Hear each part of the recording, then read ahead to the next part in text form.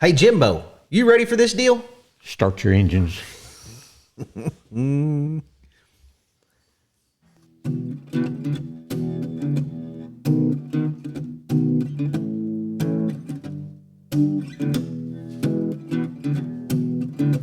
Old stories like long lost friends, rodeos and late night bends, history before our time, round pens and pasture rides, cowboys of the Osage.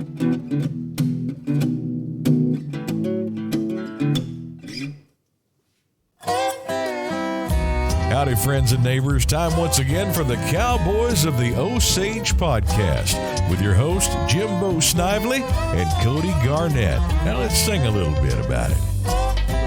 Cowboys of the Osage, riding once again. Always got some time for a friend. And here they are, the Cowboys of the Osage. Howdy, everybody. Welcome to another edition of the Cowboys of the Osage podcast. Brought to you by the Ben Johnson Cowboy Museum and the Buck and Flamingo Turquoise Shop, both located in historic downtown Pusk, Oklahoma. Hey, we also got a new one, Shorty's Cowboy Hattery, downtown Oklahoma City, finest handmade felt hats in the land. Just call Shorty. That is a good looking hat you got. Cool. Well, thank you. Thank you. Yep. We just went to her 80th birthday party the other day. I know. What a time. I'll tell you a little more about it here in a little bit, Jimbo. It was a dang good time, actually. Right. Teeter from Yellowstone was there. Right. Michael Landon's daughter. Can you believe that? That's pretty cool. Anyway. Does she talk like she did on Yellowstone? Can she talk? She bummed a dip of snuff off me. No, I'm just kidding. I'm just kidding. Hey, it's old Cody over here, and as always, I have my main man with me, Mr. Rodeo Historian himself. Pretty much knows everything on the Western way of life. Heck of a songwriter, too. Mr. Jimbo Snively. Morning, Jimbo. Who are we talking to today? Hey, Cody boy, it's a great day in the Osage, man. And Cody, it's John Wayne Day here at the Ben Johnson Cowboy Museum. I like it. Yeah, me too. Everybody loves John Wayne. And we've got Joe Zuke, the president of the John Wayne Birthplace Museum in Winterset, Iowa. He's sitting right here with us, and he's going to tell us all about John Wayne and the museum and John Wayne's connection with Ben Johnson. You know, they were great friends. And John Wayne came to Pawhuska numerous times with Ben Johnson. Most of the time they were just kind of incognito and nobody knew they were here, but he traveled back to Pawhuska a lot. They had a common connection here before any of them ever met. John Ford was actually in our area filming silent movies in the 20s. Yeah, so how crazy is that? It's crazy. We got so many connections to some of the greatest films and filmmakers and actors of all time right here. Well, we've said it before. Osage County is kind of the center of the universe of the Western way of life. Well, prove us wrong. Don't want to brag or anything, but yeah, prove us wrong. Joe, welcome to the Cowboys of the Osage podcast. Oh, thank you, Jim. And Cody, and it's an honor to be here today with you guys. And I just love this museum and try to get back here as often as I can. Yeah, so what brings you this time? My buddy Robert Hughes, who has the huge cattle ranch in Bartlesville, Oklahoma, is having an event tonight for elder care. And we purchase a table every year and we come out and we really enjoy it. Oh, I bet. That's quite a deal. I used to know Robert when he was about that tall. Yeah. My grandfather ran a ranch over there. He was picking his nose over there by the pickup, wasn't he? Yeah, probably. Yeah. Hey, before we get too far in, I know Joe Zuke's his name, but he goes by Zuke.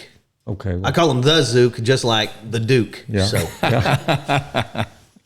it's a great name to be the president of the John Wayne. Oh, with the name Zuke. Yeah. That's pretty cool. Zuke and Duke. Yeah, something. absolutely. It's got a ring to it. Yeah. Well, whose idea was it for the museum? Well, it was started back in 1981, where a group of people in Winterset, Iowa got together, and they did a little background check history of John Wayne, where he was born, and they actually found the house where he was born. So a group of people got together and raised some funds and ended up buying the home. And for a few years, it was used as tourism house, Chamber of Commerce, actually. And they do little tours through the house. And then through the years, they bought up all the property for 1 square block. And then in 2015, we built our first part of the museum, which was about 10,000 square feet. And then 2022, I believe it was, we added another 10,000 to it. So we now have everything under one roof. And we still have the house on the corner, and we own the whole square block. Yeah. Now, did you move the house in, or is it where the house originally was? The house is originally where it is. Okay. Yeah, it's been there probably from the 1800s. I believe it was an old Sears house that you would order a kit back then, and everything would come together. Right. Yeah. Yeah. That house that was in that movie, you know, that was a Sears house up north. What was the name of that movie? Bollinger House? Yeah, the Bollinger House. That was a Sears August house. Osage County? Yeah, August Osage County. That was a Sears house. Well, that was crazy. We had Julia Roberts in town. We had George Clooney in town. We had all these big. Meryl Streep was in town. Everybody was in town on that movie. Right. George Clooney wasn't even in the movie, but he was the producer of it or something. Yeah. He was just walking around town. It was wild. A lot of history here. And then just right after that, Ben Affleck was in town the same year filming a movie. Yeah. It was an obscure movie that no one's ever heard of. I know. But, I remember that. But yeah, Ben Affleck and Jennifer Garner was walking around town. They filmed it right here. And I'll put a plug in for my good friend Barry Corbin. Yeah. He's been here a multitude of times. Yeah. Also, me and Jimbo, we're great friends with Barry. Yeah, I'll see Barry in a couple of weeks. He's going to be in Winterset, Iowa at the John Wayne. What a storyteller that guy is. Yeah, what a great guy. Me and Jimbo, we did I can't remember, live podcast with him in front of an audience. That was me, I guess. You weren't there that day. Well, we Jimbo. did one here at the museum. We did one here too, Yeah. but we did one in the Constantine. Okay. What a legend Barry is, for sure. Yeah. Great guy. Great wife, too. Oh, Joe. Yeah, absolutely. Joe. We had a lot in common. She's an old trick roper. I'm not much of a trick roper, but I'm an old roper, and it's such a crazy story. She owned this company called Mark Allen Productions, and when I was a kid, I bought this videotape called Will Rogers the Ropin' Fool. Well, she's the one that found it from obscurity and put it back on videotape and DVD and stuff. And I watched that probably daily growing up, the Ropin' Fool. And you turned into one, didn't you? Fool part. Yeah, the fool part. Heavy on the fool. Well, what makes John Wayne so popular? Oh, my gosh. He's just, he's just bigger than life. And when he was alive, people just looked up to him. He was just such an American. And there was a book I read, I guess, a couple of years ago that ended with, the further he gets away from us, the bigger he becomes. He just loved America so much. And I think a lot of folks today, they can look at him and they relate to him like their father or their grandfather was, and he brings back a lot of good memories for people. But he was a no-nonsense guy. Very patriotic, wasn't he? Pardon me? Patriotic. Oh, very, very patriotic. Yeah. I mean, traveled all over to support the troops. Yeah. And always waving the flag. I mean, he was doing it when it wasn't so popular back in the 60s, but he never stopped, and he was just a great man. You know, he didn't go to World War II, and I think he tried to overcompensate by he did so much for the troops, after that, or during World War II, because he wasn't there. Yeah, that's a sticky kind of right area there.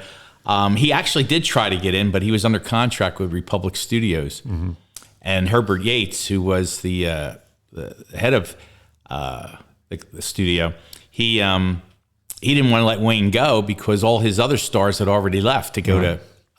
Also, Wayne was married at the time. He had 4 children. Right. He did try to get in, but he had a shoulder injury which killed his career at USC as a football player. Yeah. So, but you're right. He was all over during World War II, supporting the troops. Vietnam, he went there, and they just loved him. I mean, they just loved him. Matter of fact, when he filmed the Green Beret in '67 at Fort Benning, there's a statue that he donated to the Special Forces, and they love it. And they still talk about him there to this day. They just love him. I was out there a couple of years ago because we were doing a military theme for John Wayne, and you can't imagine how many people came up to me and said, John Wayne was just such a great American. They loved him there. They absolutely loved him, adored him. Right. Winterset, Iowa, before I knew this fact that he was born there, you could have told me anywhere in the world, and I probably wouldn't have guessed Iowa for John Wayne to be originally from. Yeah, it's funny. Most people think he was born out west or California, but Winterset, Iowa, and we're sure proud that he was born there. So I was listening to a John Wayne book here a while back. I can't remember the name of it. It was a good one. It was a more recent one, but it had a lot of facts about John Wayne, and his mom named him a different name when he was born. Is that correct? Did I hear that correct, Joe? Yeah. He was born Marion. He was born Marion Robert Morrison, and then his brother was born a few years later. And for whatever reason, she decided to take the middle name away from her first son, which was John Wayne, and give it to Robert. In the book, it said that she wanted to name her favorite child Robert, right. And for some reason, she ended up favoring the youngest one over John Wayne, and took his middle name from him and gave him a different one. Yeah, she did. And some documents you see, it's Marion Robert Morrison still. On other documents, it's Marion Michael Morrison. And even Wayne, one time he was on the Barbara Walters show. She was interviewed, and she asked him, "You never really changed your name, did you?" And he says, "No." He says, "I pay taxes under Marion Michael Morrison." That's coming from John Wayne. So, it's funny. Sometimes they use Robert, or sometimes Morrison, or Michael. But you're absolutely right, Cody, that the mom did change that name. I know. I just it blew us away. We were listening to the audiobook, and me and my wife were like, "Holy moly, did you know that?" And then we tried telling some people that as a obscure fact of some kind, and we got in so many arguments over it. No. I'm like, well, his mom changed his name. I'm not even kidding you. Exactly. From Robert to Michael. And did you know how he got his nickname, Duke? No. He was, his family moved. His father was sick, and the doctor said, "You got to go to a warmer climate." So the family ended up moving to Glendale, California, and they had a little dog called an Airedale, and the dog would walk with little Marion to school, but he would stop at the firehouse, and the firemen knew the dog's name, but they didn't know the little boy's name, so they started calling the dog Big Duke, and John Wayne, who was Marion at the time, Little Duke, and it just stuck. So that's how his nickname came from, the family dog. They took his other name away from him and named him right after the dog. His mom wasn't a very good judge of potential, was she? Whatever happened to his brother? Actually, Wayne Duke kept him on the payroll with Batjack for years, and you'll see him in a lot of the credits of the movies. And I think he passed before his brother, because John Wayne passed in '79. But he basically worked for his brother, for Batjack Productions. How did the Duke get started in the film business? Well, he was going to USC on a scholarship, playing football for the Trojans. And excuse me, didn't Ward Bond play for the USC too? Yeah, they were in school together. Now, how crazy is that? They were on the same football team. Mind blowing. I know. And they were looking for some extras in a movie. I believe it was a Tom Mix movie, because Tom Mix was a huge USC fan. And I can't think of the coach's name there at USC at the time. But anyway, they started in getting some bit roles there. And then Ford took a liking to Wayne because he was so big. He was 6'4", over 200 pounds. And he was a good-looking guy. So he used him in a lot of his 1926, 1927 movies. But that's how he first got in there. And then, of course, in 1929, he got the big role in The Big Trail, which was kind of a flop. Mm-hmm. It's a great movie. Yeah, didn't they write that movie, John Ford, for John Wayne to be his big breakout movie, and it wasn't? Well, it wasn't directed by Ford. It was a Rydell Welsh production. Okay. I knew it was supposed to be his big breakout movie. It was supposed to be his big breakout movie, but unfortunately, they filmed it in widescreen, and widescreen wasn't readily available in movie theaters. It would cost them a fortune to redo the screens or whatnot. So it just didn't take off like it should have. And then he spent the next 10 years, what they call in Poverty Row, making those B-Westerns. Hey, he mentioned Tom Mix a while ago. That's another strange coincidence from our area, right there. Yeah. Tom Mix, they have the Tom Mix Museum right about 30 miles from here in Dewey. I know. He was the Sheriff, constable or something. constable, Yeah, chief of police, something there. like Dewey. chief of police maybe. He was a He's a rodeo raw guy man. too. He bulldogged and all kind of stuff. Yeah. I've seen pictures of him I know, bulldogging. I know. Crazy. Ain't it crazy that Tom Mix was from this area too? It's Or wonderful. landed I mean, in this yeah. area. I don't think Yeah. he was from Right. here, No, but he right. ended up settling here. I think Tom Mix was born in Pennsylvania, if I'm not mistaken. I think you're right. Western Pennsylvania. Maybe you can clear something up. Me and Cody's argued about this. There's an urban legend that John Wayne actually was friends and met with Wyatt Earp, and I always said he didn't. In that book, he did. Yeah, but I've heard different versions of it. What was told to me was actually Ford sat down with Wyatt Earp, and Wyatt Earp explained how the gunfight at the OK Corral actually happened. But I don't know, and I never actually heard Wayne ever say. yeah. That, If you Google it, Google, of course, Google's not the. You know, in that They all book I know. listened to, Jimbo, Right. they said that Wyatt Earp, he wasn't in the movies, but he would hang out on the sets all the time. And they said that's John Wayne grew real close to him in the book that I just got done listening to. it's very possible. There's a painting that was just released. I can't think of the artist's name a few years ago. It's a great picture. It's got John Ford, Wyatt Earp, and Tom Mix, and they're all sitting in director's chair on a Western set. And there's a young boy over on the side with his ear kind of tilted towards them, and it's John Wayne trying to listen to what the conversation. And if it was true, it would be a very interesting conversation to get those guys together. But I truly believe that John Ford did meet Wyatt Earp. I think. Whether Wayne did or not, I don't know. Somebody that he did meet for sure, and he said influenced him a lot about his walk and the whole deal was Yakima Canuck. Oh, absolutely. Absolutely. He adored Yak. Yeah. Absolutely. And he, for those that don't know, he was a world champion bronc rider and then a pioneer in the stuntman business, and just. Absolutely. Yeah, he did the stunt work. If you watch the chase, the stagecoach chase in Stagecoach, he's the one that jumps from one horse to another on the 6-up. And then drops down. It drops down, and then the stagecoach goes over him. Also, a lot of folks don't know that he also did the set up the scene of the chariot race in Ben-Hur with Charlton Heston. Yeah. So yeah, Yakima Canuck, he was number one stunt man. Yeah. He was great. That was the one where Charlton Heston was worried about it because he was doing a lot of his own stunts and he was nervous. And Yak said, "I don't know what you're so nervous about. You're going to win." Yeah, right. You're going to win the race.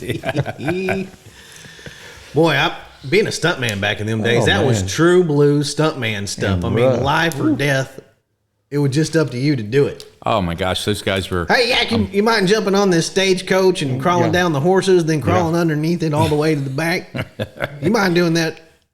You mind doing that again, Yak? Because I didn't quite get. We didn't get a good shot of that. And they'd unhook those wagons somehow, release the wagon, and then they'd flip over. Right. Those people on. Exactly. Yeah. Yeah. But he was great.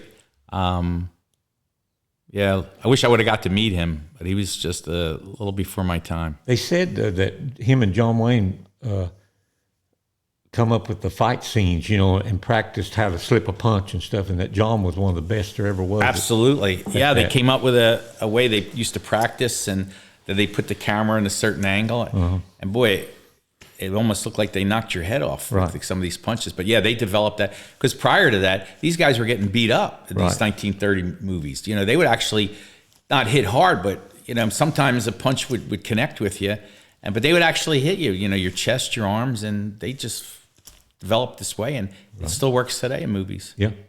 Yeah. Crazy. He was. We touched on Ward Bond. Him and Ward Bond were pretty tight, weren't they? Oh, they were best of friends. Best of friends. From the days at USC all the way to Ward Bond died in 1960. And I can't even imagine, I'm going to say at least 8 or 9 Wayne pictures, probably more, that he was in. But he was a great guy. And, of course, those guys like to, after hours, they like to go out and I've heard stories. Ben Johnson used to drink a lot of water, we'll say, after 5 o'clock. They'd get in some fights in those bars and stuff. Oh, absolutely. Too, what Ben Johnson said they could clean out a bar, him and Ward Bond. Yeah. He was a tough guy, Ward Bond. Yeah. Actually, Wayne shot Ward Bond by accident on a pheasant hunting expedition. Yeah. It was funny. Those guys had a good time. Crazy. That'd been a fun time to be in Hollywood, wouldn't it? Oh yeah, yeah. That era. I've seen old pictures of like downtown, across from the studios where all the bars and stuff were, and it's just a bunch of old, looks like old West cowboys walking around down there because they're just either on their way to work, on their way from work, on a break or something, and it was just wild, kind of like when the Killers of the Flower Moon was being filmed here. They kept all the wagons and the horses and all the cowboys staged right across the street from the museum. Right. It almost got to be normal after about a year, of them doing that. Right. But that would have been some time to go back and check out. People forget how big Westerns were back in that time period. Just think about how many Oh, my horses God. they had to have standing around there, and people saddling horses and stuff like that. I mean, Yeah. taking care of them and rigging stuff up on. I mean, how many horses do some of these sets have? 1,000 Well, I don't know. Yeah, it was between incredible. the cowboys and the Indians and the. But they just had a few of those fall horses that were trained to fall, and I read sometime that they'd paint those horses. They'd fall, and then they'd paint them a different color where they'd fall again. Look like two different scenes. Exactly. How Yeah. crazy is that? Yeah. Another great stunt man was Chuck Robeson, Oh yeah, who was Duke's double. yeah. And I guess I think fighting Kentucky in 1947 all the way till the end, till 1976 to shoot us. But they were good friends, and there was two Chucks, good Chuck and Good bad Chuck, Chuck. bad Chuck. They Chuck were also, Hayward Chuck was the Hayward. other one. Yeah. I've got a picture with him and my grandpa. He was from Nebraska, and my grandpa had won a steer open up there, and Chuck Hayward shaking his hand. Oh, that's great. Yeah. That's great. I'll show it to you when Yeah. we're done. Yeah, that is a great picture. I know. Wow. What about Maureen O'Hara? Oh my God, 5 pictures together. They did. Wayne adored Maureen O'Hara, and she adored him. She was like, Wayne would always say, she's just one of the guys. And she said that was the biggest compliment you could ever give her. Because, Ford had his stock company of regulars he would use, and they brought Maureen O'Hara into that. And she was just wonderful. They both adored each other. And, of course, at the end of his life, when they wanted to give Wayne the Medal of Honor, not the Medal of Honor, the Congressional Medal of Honor, she went to Washington, D.C., along with Elizabeth Taylor. And she's the one that said that she believes the medal should say one thing, John Wayne American. And, they just had a wonderful working relationship. And I think a lot of people thought back in the days that they were actually husband and wife because they looked so good together on the screen. But she could hold her own with John Wayne. There was no doubt about that. Probably better than any other woman he was ever co-starring with. Yeah. Oh yeah. Yeah. There's a lot of great stories. But what did they do? They did Wings of Eagles together, Quiet Man, Yeah. McClintock. McClintock. Big Jake was their last one together. McClintock's my favorite John Wayne movie. Maybe Rio Grande too. Rio Grande, yeah. Well, it's funny. They had to do the picture Rio Grande in order to get the Quiet Man done because Republic Studios wasn't going to do the Quiet Man. So they made this deal. Okay, if you do this Calvary picture, we'll go ahead and do the Quiet Man. So thank goodness they got that done to do the Quiet Man. Right. And of course, that's, I guess, with Maureen O'Hara and John Wayne, if you were to pick, most people, I think that's their favorite, is the Quiet Man. Yeah. That's a great film. I like McClintock though too. Oh, me too. Me Love too. that movie. Yeah, she was tough. She was tough as nails Yeah, in that. right. She was great. Yeah. A buddy of ours is one of the first guys to get knocked down the hill, right? His brother. Yeah, in McClintock. Yeah. Yeah. Bobby McLaughlin's Bobby brother. McLaughlin's brother. Oh, is that right? I didn't know Yeah, that. yeah. His brother's a world champion, and his other brothers were stuntmen. Yeah, and he was a big old guy, and he doubled for Leo Gordon in that. How about that? Yeah. McClintock. Another funny thing about McClintock, Dean Smith, Yeah. who was a good friend of mine for many years. He passed away a couple of years ago. He doubled for Maureen O'Hara in McClintock. So they had put a red wig on him, and there's a scene there where she's up on a ladder and she's trying to balance it, Yeah. and then she falls in the water trough. Right. Well, that was Dean Smith. And at the very end of the movie, she's running to catch up with Wayne to get onto the buckboard, Yeah. and that was Dean Smith. Wow. Yeah, and he worked in a lot of Oh, films yeah. with Wayne. Yeah. Yeah. He doubled for Robert Redford and Jeremiah Johnson, and he was. Well, I'll tell you, Dean Smith, he was Olympic world champion, and I was so honored to be his friend. And we had him out at the John Wayne Birthplace a few years ago, and just a wonderful guy, wonderful man. He was a rodeo cowboy too. I wish we could have He'd done some interviewed rodeo. him before he I talked passed. to him one time on the phone, a couple years before he died. Right. And he said he was just in Pasco a few years ago, but he's planning on coming back. And Yeah. I don't guess he ever made it back. But his son is quite the musician, I hear. Finest Finest. Smith. Yeah, he's got a nice little career going Wow. right now. Yeah, and he's doing a lot of advertising for some of the Western magazines. So he's a good-looking kid, and I think he's going to do well. Right. Following his father's footsteps Right. somehow. Yeah. Right. You hear a lot of stories about John Ford. What kind of relationship did they actually have together? Oh, they had a wonderful relationship. Wayne looked at him like He was tough, though, wasn't he, John Ford? Oh, John Ford was he was tough. There's a couple of great stories where I remember Jimmy Stewart tells a story when they were doing the Man Who Shot Liberty Valance, and Ford went over to Stewart and he says, "What do you think of Woody Strode's outfit?" And because he had these overalls on, and he said, "Well, it looks a little Uncle Remusy, don't you think?" And Ford said, "Okay, everybody, put the lights up, stop filming." He says, "I just got the word from our big star here, Mr. Stewart." He says, "Everybody is doing great. Everybody looks great on the screen except Woody Strode." And oh my God, Jimmy Stewart was just like, "Oh, why did I even go there?" But it was stories like that, and he really picked on Wayne in 1939 when they were doing Stagecoach. But purposely he did that to get the performance out of Wayne. But Ford was tough. I mean, tough on Maureen O'Hara and tough on everybody. But he was quite the artist. And He was a taskmaster, though, on those movies, wasn't he? oh, absolutely, yeah. There's so many stories I heard about Ford and his shenanigans, and but He produced, though. I mean, he produced a lot of beautiful films.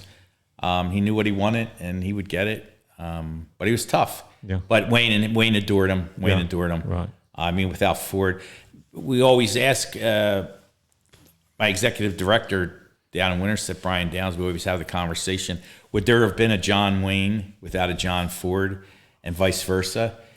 And I believe there would have been a John Ford, but I don't think John Ford would have went to the heights that he did without Wayne. Because once Wayne started making films, they were the chemistry between the both of them was just unbelievable. They made some really, really fine motion pictures. Yeah. I mean, one of my favorites is The Searchers, and boy, does that still hold up today. Yeah. Just a beautiful film.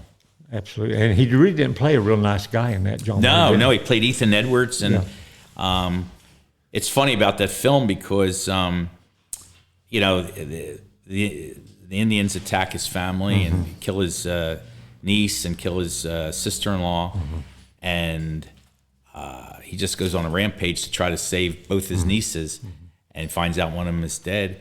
And people kind of thought it was a racist thing, but I don't know. When you think about it, if you come home and you see your family has been slaughtered, and two of your nieces are gone, you want to try to get them. That scene he had with Harry Carey Jr. when they were looking over that Indian camp, and I can't remember if she was screaming or what, but Harry Carey was trying to get him to tell her what was going on. He said, "Do I have to spell it out to you?" That was a great. Oh my gosh, yeah. When he comes out, yeah, that was a great scene. That was great. But they did a lot of great movies. Liberty Valance and Quiet Man and the trilogy. She Wore Yellow Ribbon, Rio Grande, Fort Apache. And, there's a bunch of them in there. When did he first work with Ben Johnson? I would think on Yellow Ribbon. He was at Yellow Ribbon. I believe he was in. Was he in Rio Grande? I can't think. I think so. I wrote that. There was like 8 movies, I think, with. Yeah, I'm going to say it was around 1947, 48 that they worked together. Yeah, and Rio I'm pretty Grande. sure it's. Fort Apache, but Johnson worked in Fort Apache, but he was just kind of an extra and a stuntman and stuff, horse wrangler. Yeah, so those 3 pictures were made relatively close to each other. Right. So I would say they probably were introduced around 46, 47. Yeah. And they had a good relationship. They became good friends. Oh, yeah. Oh, absolutely. I forget how many pictures. I say 8 or 9. Yeah, I think they 8, did together. I think is what I wrote down. Yeah. Yeah. Yeah, they were. And of course, Ben Johnson, he was the real deal. I mean, he was. Yeah. I'll have to tell you guys, he was great on screen presence and did a lot of great movies. Yeah. Did a lot of great movies outside the Western. Yeah. One of my favorites with him, I love him. He played one of the FBI guys. What was that picture called? Dillinger, back in with Warren Oates, I think. Back in the 70s. Mm-hmm. Yeah. Yeah. Yeah, it was good. Yeah. Well, John Wayne played in a few movies that weren't Westerns too, that were pretty popular. Oh, yeah, he did a lot. One of my favorites is a movie called The Hellfighters, 1968. Yeah, I remember. Oh, yeah, that was a good one. He played the part of... what's his name? I can't think of his name. Yeah, Red Adair. Red Adair, yeah. That's one of my favorites. And there's one that's a little... I don't know if it's a little-known movie or not, but when people ask, what's a good non-John Wayne Western to watch, I always tell them to watch one called Trouble Along the Way with Donna Reed. I think it was made in 1953. And that's a good one. Yeah, he made a lot of good non-Westerns. Pulling a blank here. I can tell you The Conqueror isn't one of them. No, that was a flop, wasn't it? Yeah, I don't know why he picked that role. Maybe it was... They probably paid him pretty good Genghis for it. Khan. Oh, yeah. Yeah. Isn't that the one that did him in, possibly? Well, that's the rumor that a lot of people died that were in Well, that everybody movie. that was on that film pretty much died of cancer. And that's where at the time the government was dropping these nuclear bombs to doing testing. And I don't know if it was the Mojave Desert or somewhere out there. And everyone died of cancer. Everybody. Over the years, so I don't know what was going on out there. But yeah, Wayne did a lot of good non-Westerns. And of course, he's known for his military movies. Right, yeah. Green Beret and Sands of Iwo Jima. That was a great movie, Iwo Jima. He died in that, and everybody said The Cowboys was the first movie he died in, but he died in Iwo Jima and oh, yeah, I think they were... Alamo. The Shootist. Yeah. The very last picture Yeah. he died. Bartender shot him in the back. Yeah. Didn't Ben Johnson used to bring John Wayne to town here every so often? That's a rumor. You hear those things later, but they said they'd stay right out here north of town at Ben's sister's house. And they'd be here for whatever reason. And they tried to buy the Chapman Barner Ranch. Did they really? Yeah. Absolutely. Wow. Tried to buy it, and they wouldn't sell it to them for whatever reason. And then it ended up, half of it turned into the Nature Conservancy. Wow, I didn't know that. Yeah, I have an old book back there somewhere where he was in town for a bull auction. Came out to buy a bull. Yep, and my father-in-law actually has a picture sitting right between Ben Johnson and John Wayne at that bull sale here in town. And John Wayne's wearing his John Wayne hat, is what I would call it. About like you're wearing there. Right. And Ben Johnson, he's looking just like Ben Johnson from one of his movies too. And he wanted to go meet him and asked the guy if he could go meet him. He said, well, only the boys working get to meet him. So I guess he had to go back there and pen cattle for a while. And then all the boys got to go get their picture taken. And he's sitting right between them. Wow. He had a ranch, didn't he, out in Arizona or something? He did. It's Springerville, called the 26 Bar. They raised Hereford cattle out there. And then part of the area there, they grew cotton. And Wayne would go out there every November because that's when they have the big cattle sale. And his partner was Lewis Johnson, who pretty much ran the whole deal. But it's still there today. I think the Native Americans out in that area there, they pretty much run it. But it's all still intact. The house is still there and the big barn there. And it was a very successful operation, and Wayne loved it. There's a great little video, Merv Griffin, if you remember him. He had the talk show. Yeah. Cody's too young for that. I know who Merv Griffin is. Yeah, okay. I've heard of him. He actually spent a couple days out there on the ranch, and I think you can YouTube it or something, but it'll show you how big that ranch is and Wayne's involvement in it. But yeah, it was very successful. 26 Bar. Someone else own it now, I guess? Yeah, I think Native Americans have it out there now. I know Mrs. Johnson, I don't know if she still lives in the main house, but she still lives in that area, Springerville. We're actually thinking about bringing her to Winterset next year because I'd like to promote the ranch a little bit more. Wayne had so many irons in the fire that a lot of people don't know the different things he did. He tried to get in. They were trying to make a company. It was called Duke something where they were going to make the old tires, get the oil out of them or something. And I don't think that went too well. But, he had the ranch and a lot of different investments. And a lot of them didn't go so well for him, but a lot of them did too. Yeah. Can't hit a home run every time. No, not every time. That's for sure. What about his company, Batjack? I heard it got its name in a wild way. Yes. He went to get the name of the company, and he thought he just had to fill out some papers when he went to the attorney's office. And they said, "What's the name of your company?" And he thought for a second, and he says, "Well, I wasn't prepared, but how about we make it Batjack?" And so it was originally from a movie. I think it was 1947 or 48. Wake of the Red Witch was the Batjack Trading Company. I could be wrong on that film. There was two there that were similar. So he said, "Well, I like the name Batjack." So it was originally spelled Batjack, but the girl that typed it up forgot the K, so it was just Batjac. So that was Batjack. And Wayne was one of the first ones to have his own production company. He was in with another gentleman earlier on, Fellows. So it was Wayne Fellows. We did a picture called Hondo together. And 3D. 3D. And then it was probably mid-50s that Wayne... No, I think it was a little earlier than that, probably early 50s that Wayne started the Batjack. And that went all the way till the end, 1976. And I spent some time with his son, Michael. And I said, "How come you didn't continue on with making films under the Batjack label?" And he said, "Once you lose your biggest commodity," he said, "that was it." So Batjack still exists today. They own some rights to some of the John Wayne films, but no more motion picture making or anything like that. Did they make the Alamo? Yes, that was a Batjack production through United Artists, 1960. Yeah, Wayne put everything he had in it. Yeah. Remortgaged his house. And It wasn't a real big box office, was it? No, it wasn't. It took quite a few years. Re-released in 1967, and when they sold it to, I think, NBC originally for play on TV, it finally made some money back. But it was one of the movies he wanted to make for years. He was actually supposed to make it for Republic Studios, but Herbert Yates kept pushing him back, kept promising that we'll do it, and then finally Wayne just said, well, that was one of the reasons he left Republic Pictures, was he wasn't getting anywhere with that. So he finally made it. Went down to Brackettville, Texas in '59. They built a whole deal, didn't they? Yeah. It ended up being called the Alamo Village, and it was actually a tourist place for years, and I just closed down a few years ago.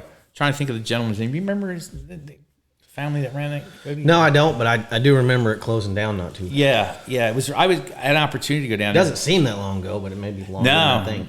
No, and it was funny because it was just the way they built it. They built it to last, but that wasn't really their intention. But it was built so well that it lasted 40 or 50 years, and so many films were filmed down there. It was a great place. Brackettville, Texas. Yeah, kind of in the middle of nowhere, but it was perfect to shoot that film. Hard to believe that film wouldn't be considered a successful film. John Wayne and the Alamo. Are you kidding me? I know. I loved it. I mean, how much more of a great movie can you get than that? Richard Woodmark was in it. Yeah. Lawrence Harvey. Yeah. Linda Christel. What a story. Yeah. What a guy to be playing. Yeah, Davy. Didn't he play Crockett. Davy? Yeah. American hero. Maybe they just didn't like him in that coonskin cap. Just goes to show you there's no sure thing out there. No. Happy Shahan. It just came to me. He was the owner of the of that ranch there. Yeah. Happy Shahan, and his wife was named Virginia. You mentioned Michael. Did he act? I know Patrick and Ethan did. No, Michael didn't act. He was all behind the scenes, produced. Oh my gosh, probably produced 8 or 9 of his dad's pictures, and he oversaw Batjack. And then after his father passed away, he developed Wayne Enterprises, and then started the John Wayne Cancer Foundation.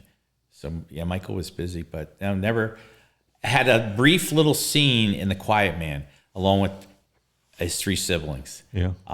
Just like a 2-minute scene together, and I think that's probably the only time Michael was ever on camera. He was probably, I think he was born in 35, so he was probably about 12 years or 13 years old. But Patrick, his brother, he did probably 8 movies with his dad. Yeah. He was even in the Searchers. He went back as far as the Searchers, Patrick. Patrick, yes, he played one of the cavalry. Yeah, sure did. He was young. Oh, he was very young. It was a great scene because it was Ward Bond in that scene, and Duke and Patrick. Yeah. I've got to spend some time with Patrick over the years, and he's a wonderful guy. The whole Wayne family are just wonderful. I got to know them all. Wow. They're great. Aisa, who was in the Alamo, right, and she also was in the Comancheros. She was also in McClintock. Right. So she had a little bit of acting around her dad. He was good friends with Gary Cooper because I've seen pictures of them vacationing together. But did they ever act together? Never did a picture together, but they were good friends. And Wayne did accept an Academy Award for him one night, along with John Ford. He accepted. But yeah, they used to travel together and vacation together. I've seen them down in the Bahamas or somewhere. And they've got the shorts, short. You've seen that picture? Real short, little short pants. Yeah, that's a great picture. That was the style back then, Jimbo. I guess. I picture you. That's the kind of shorts you wear sometimes, walking around your house. Yeah, right. But he won the Academy Award for the Last Picture Show, and I thought that was way overdue. I mean, he should have won something before. Oh, you're talking about Ben not Johnson. Last Picture Show, but the True Grit. Oh, True Grit. Yeah. Oh, yeah. I mean, he was great in that role. It's one of my favorite movies, but he was nominated before in for Sands of Iwo Jima in 49. Lost out, I think, to Broderick Crawford. But I think he should have been nominated for The Searchers. Yeah, absolutely. She Wore a Yellow Ribbon. Yeah. Red River. Yeah. Oh, that was a great movie. Yeah. Actually, it's a funny story. And John Ford went to see that film, Red River. He called Duke up. He was telling some folks, he says, I never knew the big son of a bee could could act. I remember that. But that was a good role. And he was well deserving of True Grit. But maybe that was more of an award for longevity. Makeup. Yeah, I know. Because they overlooked him too many times. Yeah.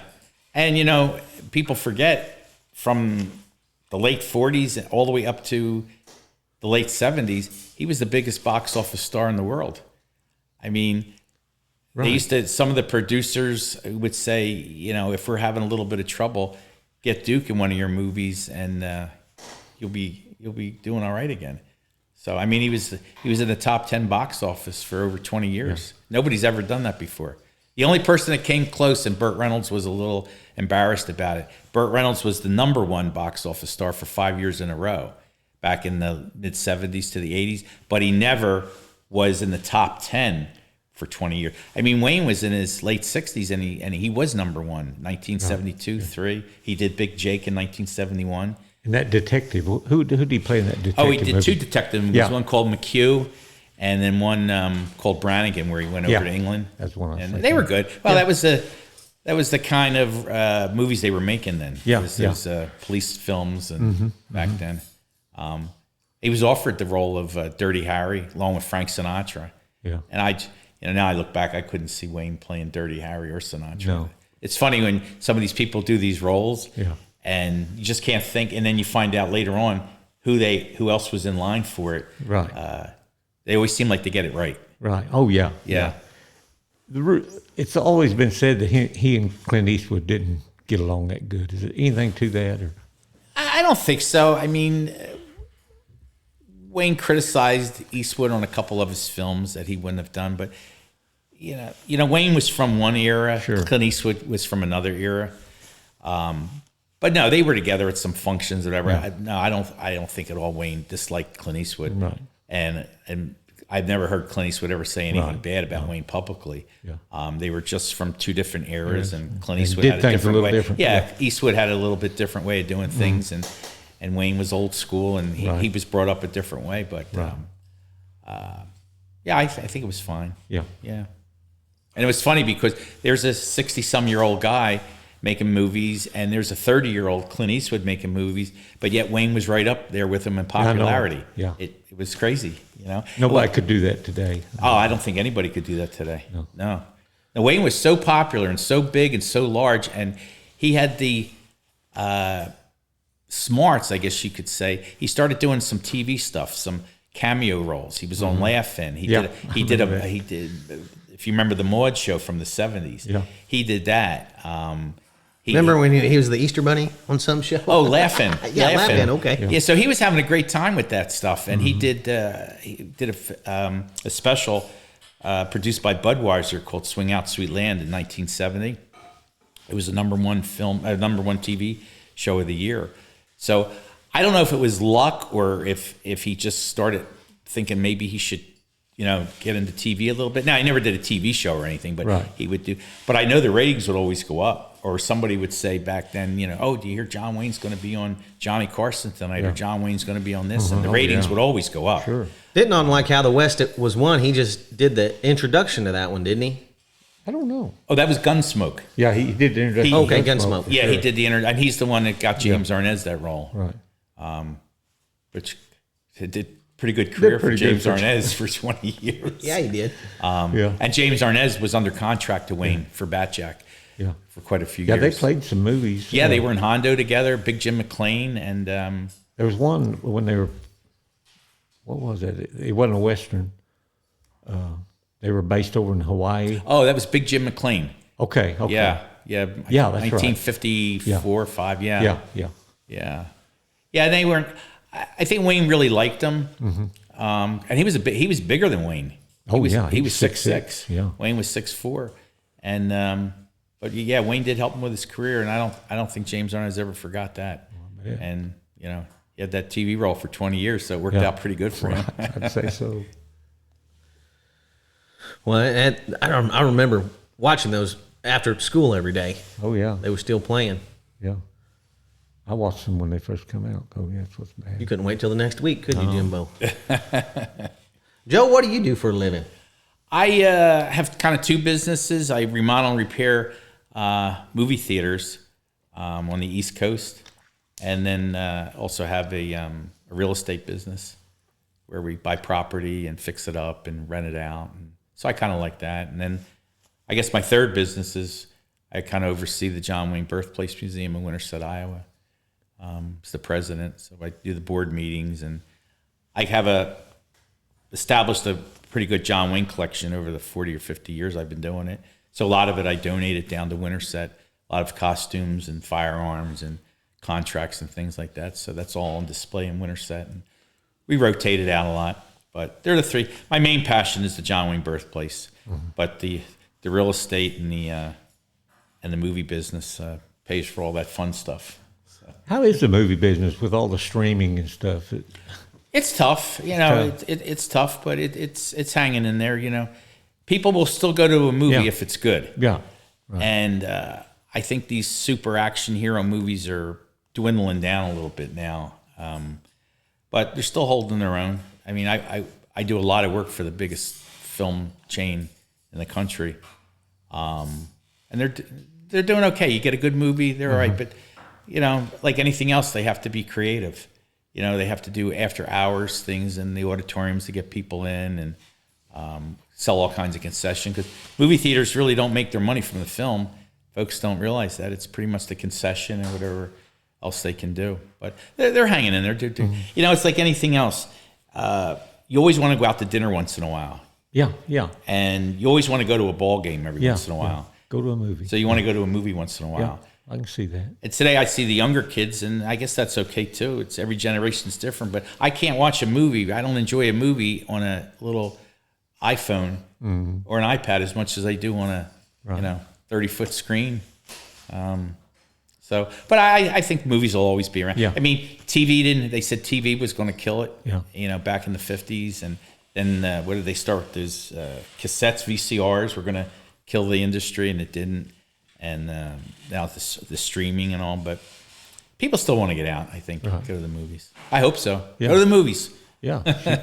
Am I the only one, or have you guys noticed somewhat of a resurgence in westerns and cowboy movies in the last few years? Well, I hope mean, so. I'm including Yellowstone with that, and I'm including Killers of the Flower Moon and Kevin Costner's Horizon with that, and it just seems like they're filming a lot of western type movies. It seems like the Western way of life possibly has never been as popular as it is now. And the Cowboy Channel has something to do with that, Cowboy probably. Channel. I see NBA basketball players and rock stars and everyone, they're wearing cowboy hats now. Beyonce, for God's sake, had the number one country music album, I guess, according to the Grammys.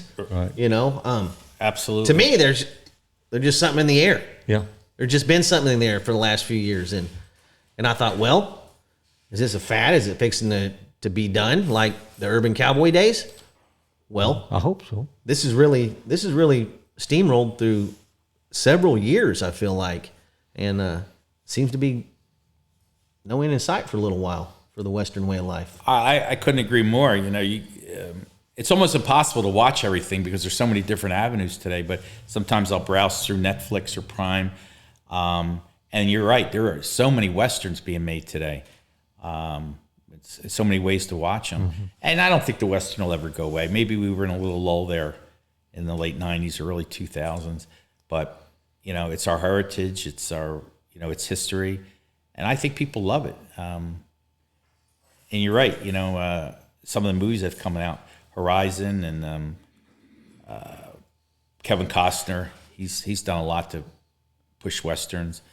Well, look at all the spinoffs from Yellowstone. Oh, my They're God. set in the Old West. Yeah, And everybody's watching them. Everybody watched 1923. And I'm going to even say all the way to the Landman episodes. I mean, everyone's wearing a cowboy hat there. They're in cowboy country. I'm just glad to see it. I'm glad to see that cowboy hats are actually in a shortage now. They're actually hard to find a good hat nowadays unless you get one built by Shorty or someone. yeah. I knew Shorty too for a while. She's down at the stockyards there in Oklahoma City. She's some. Oh my gosh, she's some hat maker. You want to hear something weird? She was raised right here. Was she really? Yeah, she's another one right there. Right over here at Gray Horse, her dad worked in the oil I did field. not know that. Oh my gosh. Yeah, she was raised right here in Osage County. We went to her 80th birthday party. I think it was last week, the week before. I can't Is she remember. 80 now? Oh my God. She just turned 80. God and, bless her. That's awesome. There were so many.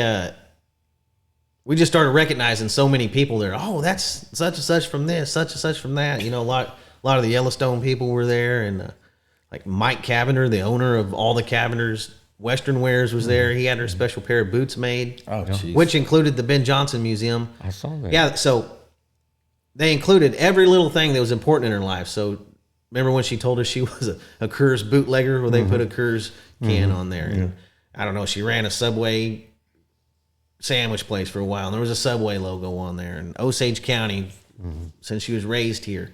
And right there, above the Cowgirl Hall of Fame, was the Ben Jonson saw that. Museum right there. Wow, that's great.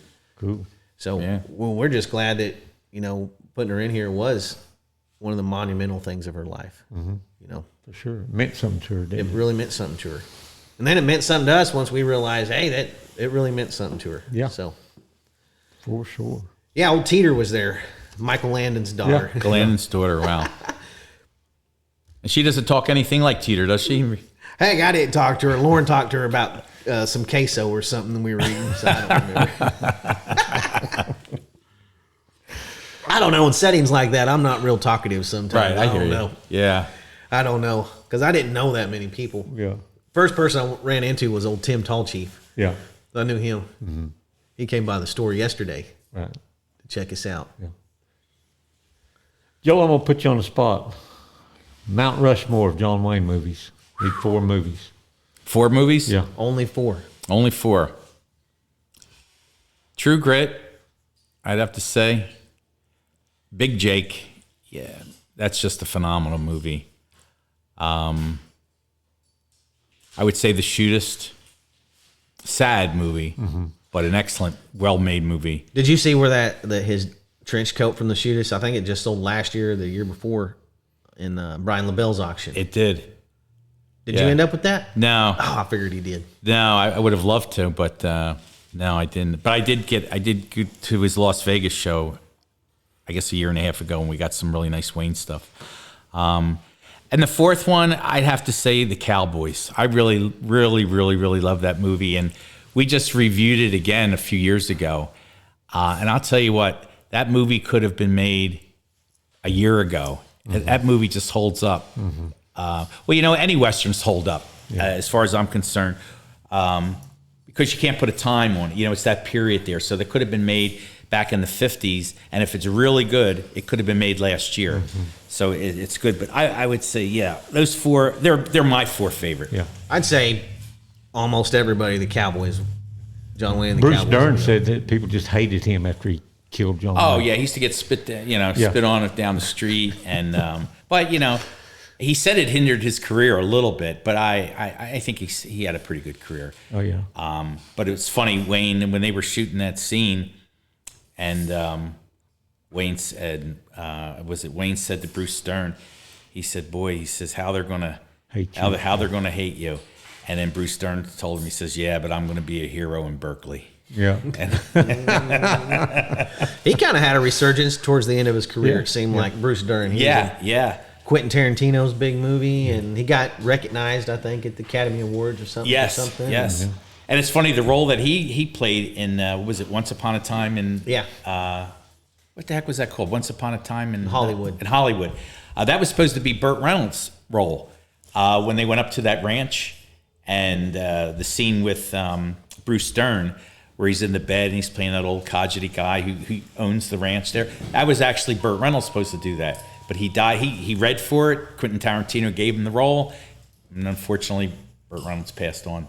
But he would have been good in that role. Bruce was a great actor, though, a character actor, you know. I'll tell you, was he scary in the Cowboys or what? Yeah. I mean, that scene where he grabbed the one little kid by the river Yeah.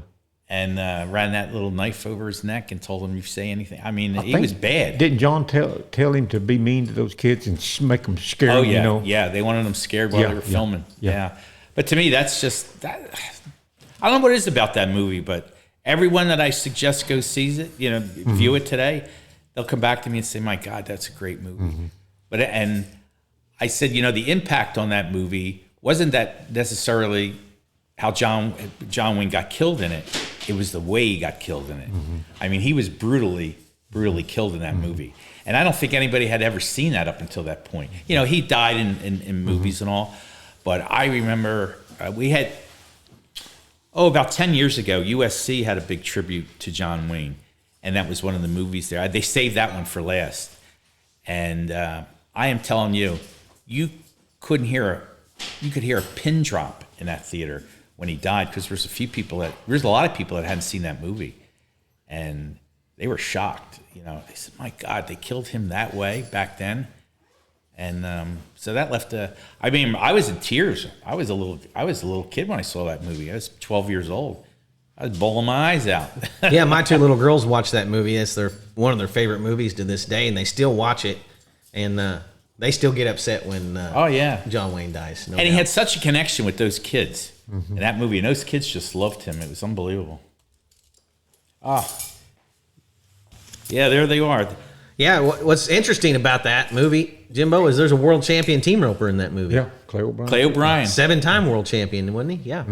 Yeah, and I was just with Robert Carradine 2 weeks ago. We were in Oklahoma City at the Western Heritage Awards. What a nice man he is. He's great. Yeah, what a film this is. Did they redo that movie, The Cowboys? There was talk that they were going to redo it with Tommy Lee Jones. Tommy Lee Jones, yeah, I but remember that. I haven't heard anything more about it in quite a few years. So, you know what? To me, these remakes, you know, if something is a masterpiece, don't. just leave it alone. Yeah. Just forget it. Go on to something else. I mean, The New True Grit wasn't a horrible movie, but it definitely wasn't No. the True Grit that I grew up on, for sure. No. And I ask most people today, which one did you join? It's always the John Wayne one. You know, the connection that he had with Mattie Ross, Rooster and Mattie Ross's connection, it's just there through the whole movie, and you can see how she's grown to love him, and he loves her, and that scene at the end where they're at the cemetery, and then she says, "Well, Rooster, you know, I want you to be buried here beside me, you know, because you'll end up in some pack of wheat somewhere," and that scene's just outstanding. How about a Mount Rushmore of John Wayne lines? Well, I think the one from True Grit is probably one of the best ones, where Fill your hands. "Fill your hands, Yeah. you son of a bitch." Yeah, my wife, Lauren, she tells me that all the time. She loves that one. Yeah. And I think he only said it in a couple of movies, but Pilgrim. Yeah. Pilgrim. I know he did that in Liberty Valance, and I think there was another movie he said it in. So kind of known for that. We said it in McClintock, Pilgrim, you got a lot of people. Oh, right. Remember that? Right, real right. famous. That was a great scene. Yeah, Yeah. it was. Who is that guy? That was That's Leo Gordon. Leo Gordon. That guy God, he was around. He was in Hondo too. Yeah. Yeah, he was a bad guy in Hondo too. The story, I've told this story before, but he was him and another guy decided they'd rob a drugstore when they were out in California. Right. And he got shot in the stomach and spent about several years in San Quentin. And he turned his life around. He was a playwright and a scripter. Wrote, he played a goon in all the movies. You Right. wouldn't think he's very smart, but he's a real smart guy. And he wrote scripts and everything. But the first time John Wayne played with him, John Wayne supposedly shot him, and he grabbed his belly and fell forward. And John Wayne knew that wasn't right. He said, cut. I shot you in the belly. You're supposed to fall backwards. He said, he pulled his shirt up and said, I've been shot in the belly and I fell forward. And John said, okay, fall forward. And John said he was the scariest guy he ever worked with. Really? He was quoted as saying that. Wow. But he wrote a bunch of scripts and really was a smart guy. Leo Gordon, yeah. Hey, you guys have a big celebration once a year. This is going to come out after the celebration, but people can start making their plans for next year. Yeah, every Memorial Day weekend, because John Wayne was born May 26th, so we try to do it around his birthday. So this year, it'll be Friday and Saturday. I think it's the 24th and 25th, if I'm right there, because the 26th is Monday. We're going to have Barry Corbin, there, the actor. Mm-hmm. He's going to do his one-man show. Then we're showing a special of Chisholm at the Iowa Theater. And we have a 5K run. And then we have the Sons of the Pioneer. Riders in the Sky performing Saturday night, along with the auction and great dinner. And Barry Corbin's show is sold out now, but there's still tickets available for the dinner and the auction. And actually, I just confirmed yesterday that Barry Corbin he's going to come to that for those folks that couldn't see his one-man show. That's sold out instantly. Barry's such a great guy. Oh, yeah. So we do that every year, and it's a good fundraiser for the museum. So, and then there's another museum in his honor in Fort Worth too, right? Fort Worth, yeah, the John Wayne Experience. That's run by the family, and I was there, I think, the end of February, and they do an outstanding job. There's a lot of history of John Wayne. A lot of times, some of his relatives are around there too. Oh, absolutely, yes. Children are there, grandchildren are there, and they do an event around his birthday too.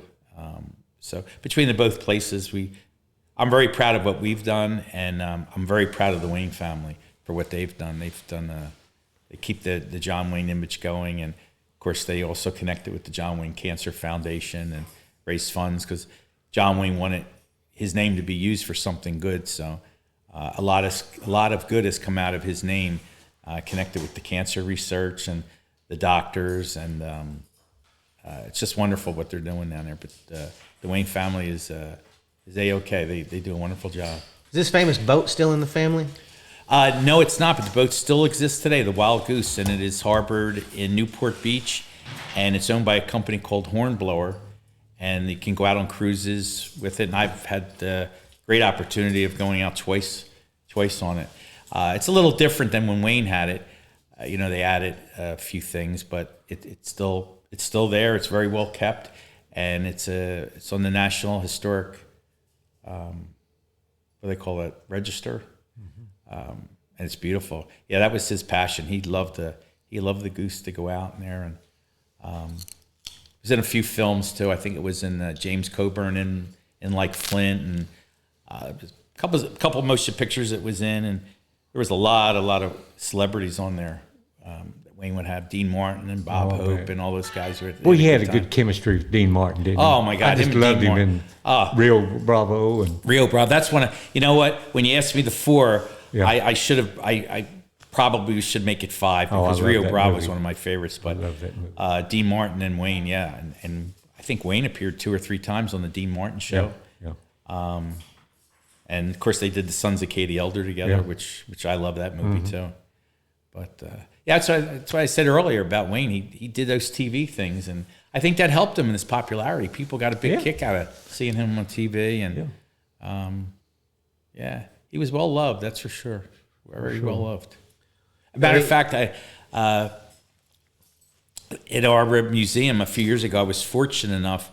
There was an auction from his daughter who had passed away, Tony, and I was able to get probably 5,000 letters that were written to John Wayne when he was in the hospital in 1979, and it was unbelievable that on the envelopes they would have John Wayne, Mr. America, and they just had California on there, and they got to the hospital. No zip code, no number, no nothing. It would just say John Wayne, and they came from all over the United States. They came from all over the world, actually. Yeah, world, I bet. And we went through them, and we have a nice display of those. And some of our board members and their children actually read the letters, so we have that on a video. So we brought the letters to life. But this was in 1979, and I always get a little emotional because these are people that just loved him and only knew him from motion pictures or whatever. But he made that connection. He absolutely made that connection with people, and they loved him for it. It was so to read those letters, and we have them on display. It's just wonderful. We could stand a few more John Waynes today. Oh, yeah. A man's man, someone that's gentle to women, someone that's kind to kids, someone that's patriotic, that don't take any BS from anybody. Right. Yeah. You know, Right. to me, that's the kind of people I grew up with. Right. Yeah, me too. You know, And the kind of people you want to associate yourself with. right. Still the kind of people I want to associate myself Yeah, with. me too. The best of the best, that's for sure. He had some great values, and just the name John Wayne, to me, just when you say it, it speaks those values. Right. Just his name alone. Right. It does. Something about it. I know. That's true. Yeah, there'll certainly never be another one like him, that's for sure. I mean, Lord, I hope not. no. Lord, Yeah. I hope not, because there can't be another one. There can't be another John Wayne. It's like there'll never be another Babe Ruth. Right. It's kind of, they're Yeah. kind of, in a way. Absolutely. Yeah, there's only a few people that get into that category. Right, right. And we don't want to see anything change. And it's funny, sometimes people ask me, what keeps John Wayne going? What keeps that name out there? People, I says, we are just not ready to let him go, like some other people. There's only a couple people that their names lasted like this, that they still sell stuff in their name, and still write books about them, and still, write cookbooks in their name and all kind of stuff. Elvis, John Wayne. Honestly, I can't think of anybody else that their names lasted as a brand Yeah. for their entire life, Right. and their children's lives, and that's just how big of an impact they had on everybody that watched his movies, and that's just wild to me. I know it is. I mean, name another one besides Elvis and John Wayne. I just can't think of one that that are just still household names everywhere in the world, and still just as popular as they ever were, really. And you think about all the actors and actresses of Wayne's era, and there's some great ones. I mean, absolutely, Jimmy Stewart, Gary Cooper, James Cagney. The ones that were getting those Academy Awards Right. when he wasn't, Right. but he's still. But you don't hear a lot of, they still show some of their movies on TV, but you don't hear a whole lot about them. There's not a whole lot of books written about them. And Well, my kids don't know who James Stewart is, and they don't know who a lot of those people Yeah, are. right. They know who John Wayne is. Sure. yeah, and I don't think he's going away anytime soon. It's almost like Buffalo Bill. There's 3 Buffalo Bill museums, and people still they may not know a whole lot about Buffalo Bill, but they know the name, Right. and even about John Wayne. It's funny. I'll ask a kid today, something about John Wayne. They look at me almost with a blank look, and they'll say, "Well," I'll say, "Do you know who he was?" And they always come up usually, "Oh, he made movies, didn't he?" So to some extent they do know, but I don't worry about that too much, because I got to be honest with you. Some of the new stars that are coming up, I don't even know who they are. And they're really popular. I didn't really know anything about Taylor Swift, and I think she's great. She seems like a nice person, but I don't really know anything about her music. And but she's popular. So. Well, nobody has the staying power Yeah. Buffalo Bill. That's another one you just said. Yeah, I mean, over 100. John Wayne, Buffalo Bill, Elvis. That's about it. Yeah, I mean, these guys been around forever now, and I think they will be around 100 years from now. I hope so. I don't see why not. Yeah. Well, we appreciate you coming on today, Joe. I appreciate you having me, and I appreciate you being my friend, Cody, all these years, and I love the museum here, and I'm always promoting it. And Jim, it's been great being with you today. Nice having you. I really had a good time here, and Pawhuska is one of my favorite places to come to. I went over to the Pioneer Woman's yesterday. Oh, you set it up for me. Yeah, we went over there. We had lunch, and it was great. Yeah, they make a mean meal over there. That's for sure. Yeah, it was good. That's no doubt. But thanks for having me. And hey, I got a good idea for everybody. If you live up north, why don't you make a stop at the John Wayne Birthplace Museum? Come on down, check out the Tom Mix on the way, Ben Johnson, then go on to Fort Worth and check out the other John Wayne Museum. Man. If you live in the south, you start at Fort Worth, then you come to Pawhuska, then you go to Dewey, then you'll go to Winterset.